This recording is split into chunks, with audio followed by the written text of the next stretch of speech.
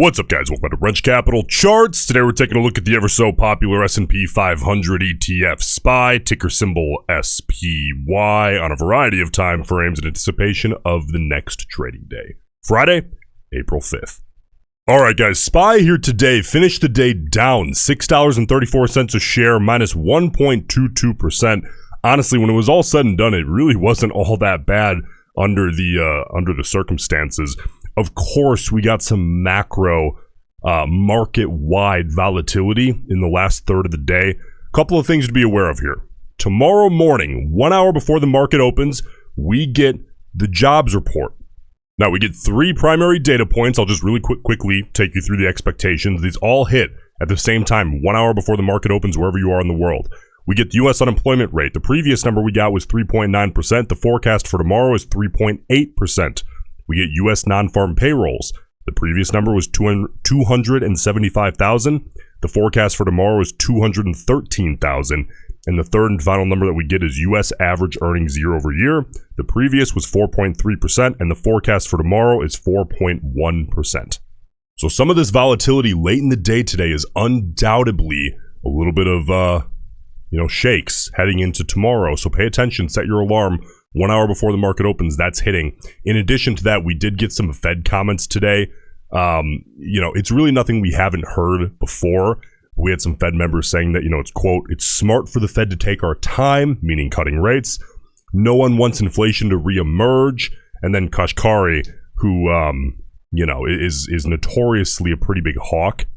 We've heard him say this before, but he said today that, quote, if inflation were to continue to move sideways, it would make him question whether or not we need to cut at all in 2024. And I think that just these comments when you combine that with the jobs report tomorrow, kind of spooked the market a little bit. So we got that market-wide sell-off in the last third of the day. All right, now let's take a look at this thing. Let's try to pull out as much bias as we can possibly get heading into tomorrow, starting with our volume profile analysis here on the 5-minute chart. Then we'll start working into technical and psychological levels, finally finishing out with the options directional bias from today heading into tomorrow, as well as finally the expected move. Now, the primary moves that I'm interested in looking at the volume to see if we can pull bias out of here today. I want to look at this little push that we got into that intraday high, but then, of course, I might as well circle it. That big fade, we'll take a look there as well. All right. Off the open, very contextual volume fade. That's incredibly normal. This move, guys, the volume, we got that one little green candle pop on the high of day, but there's too much of a risk of fooled by randomness. Not to mention, it's very common that when you get high of day or low of day candles, they end up being battle bars with a lot of buying and a lot of selling occurring at the same time, which tends to pump up that volume a little bit. So I can't really assign any bias in the first half of the day entirely. Now listen, heading into the close, we typically expect flat volume through this period, and then that taper upside into the closing bell. That began a little early today, and if we look at this move in its entirety, we had an overwhelming amount of red bars compared to green bars that were out of context in terms of volume compared to what is expected for that particular time of day. Now listen, it was broken up by some green bars, but I think it would be a little silly to sit here and try to argue that, there is a little bit of, that there's not, I suppose, if I'm arguing, bearish bias. There's a little bit of bearish bias here with out of context volume a little earlier than we would expect to see it. So, that is, I think, expected by most people, given the aggressive nature of that downside move. Again, kind of spooked from the jobs report as well as the Fed comments, but that's actually not always the case. That volume profile gives us like another layer to peel back and look at that isn't always directly correlated with the actual movement of the stock. And we actually saw that in the second half of this downside fade. There really wasn't much bias at all. If you look after this region here, there really wasn't much out of context bias at all. This candle here, it's the candle heading into the close. This is normal. On SPY in particular, right before the close, we oftentimes see a big volume bar. It's just going to be rebalancing going on by funds and institutions.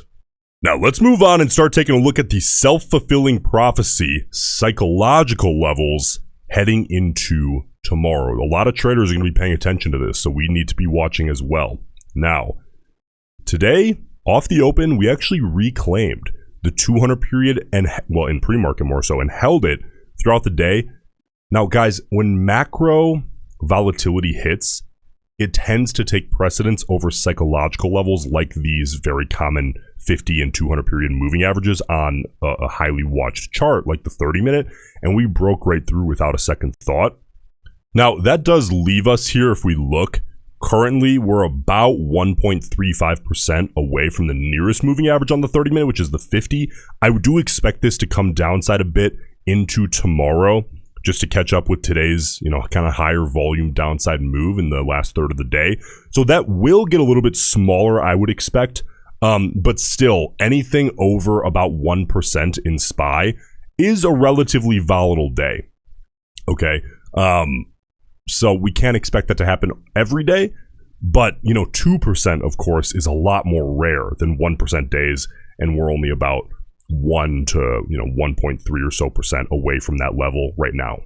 So bears, you guys want that 50 period to aggressively curl downside as hard as possible and start acting as a descending level of resistance, whereas bulls, a reclaim of that as soon as possible is really the ideal scenario. Let's move on now to the 4-hour chart and take a look. You can see here, this one's very in play today.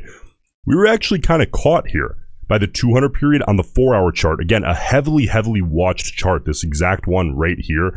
And that 200 period on the 4-hour kind of caught us today. So listen, bulls, tomorrow, I'm watching that 200 period here on the 4-hour chart incredibly closely. I want to see this not break uptrend and have the stock, or the ETF more so. I'll just refer to it as the stock. It's easier, and I think it, more people understand that. I want to see it hold, right? Ideally, bulls, a high volume, not just a bounce, right? But a high volume, decisive bounce back to the upside away from that 200 period. That shows me confirmation of a hold. Whereas you bears, downside continuation off of tomorrow's job report through the 200 period. That would be a great thing for you guys to see. What would be even better is a downside break, retest on low volume of the 200 period, and then boom, a high volume rejection off of that 200 period. That would be great if you're a bear. Bulls, we don't necessarily want to see that occur. All right, the daily chart. Let's take a look here. You can see that 50-day moving average is currently about, we find ourselves right now, about 1.25% away to the downside from that area. So again, that would be another relatively volatile day to make a test of that in a single day. But if we were to do that, bears, a close beneath that would be great. Bulls, a hold of that would be ideal. Okay, that would be likely off of some poor data here tomorrow. But really what I'm watching here currently on the daily on SPY, guys, every $5 increment is a psychological level on this thing currently. Okay, bulls, a test of 510, hold it. Ideally, break back above 515, hold above 515. Bears, reject off 515 with any test, right? That's your ideal scenario, and really break down beneath 510. That sets you guys up for a downside test of that heavily watched all around the planet 50-day moving average here on the, of course, daily chart. Now, implied volatility here. It's up today. Okay, understand the higher that goes, people who have purchased contracts can experience a little bit of IV pump, whether they're right directionally or wrong directionally. That Vega value increasing doesn't necessarily mean you'll make money. You could still be losing money, or, but maybe you just lose a little bit less than if IV stayed equal. Okay, if you're correct directionally, the higher IV goes, you might make a little bit more money than you expect from experiencing that Vega pump. You have to think of each Greek as independent. It's all kind of like a different hose going into the same water balloon, sucking water out and putting water in. Okay, but also understand the higher IV goes, for people who are buying options when IV is higher, there's a higher potential risk of IV crush. Okay, now, expected move for tomorrow. If we take a look here, April 5th, by close tomorrow, the options traders expect a volatility of plus or minus $5.45 a share. That puts this thing potentially, is what the market expects, as high as like 518.50 or as low as about 507.50. Okay, that 50-day is currently at about 506.35. So the market doesn't expect volatility enough to make a test of that 50-day tomorrow, even given a downside move rather than an upside move. Now, that's the volatility expectation. By design, guys, the expected move does not include a directional bias. How do we get the directional bias? Well, we get that by doing the analysis, the volume profile, the psychological levels, the technical levels, which tend to be usually the same thing given enough time in play. The implied volatility, believe it or not, okay, I like to think of IV, guys. The higher IV goes, the less comfortable the options traders see the stock. So, like, for example, if you're bullish and the stock is falling and IV is rising, to me, that's preferable than having the stock fall and having IV also fall. Because if IV is at, like, all-time lows while a stock is falling, that shows that the options traders are seeing that stock as comfortable at those lower levels, which you don't want. If the stock's going to be down, if you're bullish, you want it uncomfortable. The same thing goes for if a stock is rising. If a stock is rising and you're bullish, you don't necessarily want IV super high. That shows that the options traders see it as unstable. You want IV kind of low, okay? Now, IV rising, if you own calls, that'll benefit your calls, okay? But especially if you own just like shares, stock is higher, you're bullish, you want it as comfortable as can be. Okay, there's a lot of little things that we can read into here. Now, last thing here, the directional bias that we can pull out of the chain. This is all from today. Over 10 million contracts traded here today. That's a lot of contracts for SPY. It's not every day that we see over 10 million. 4.35 million calls, 5.72 million puts. So a slight put side bias on the overall. The short-term speculators, those short-term gambly style calls and puts, 1.5 million today in terms of calls, 2.32 million puts. So in the short-term speculators as well, a bit of a put side bias here today on SPY.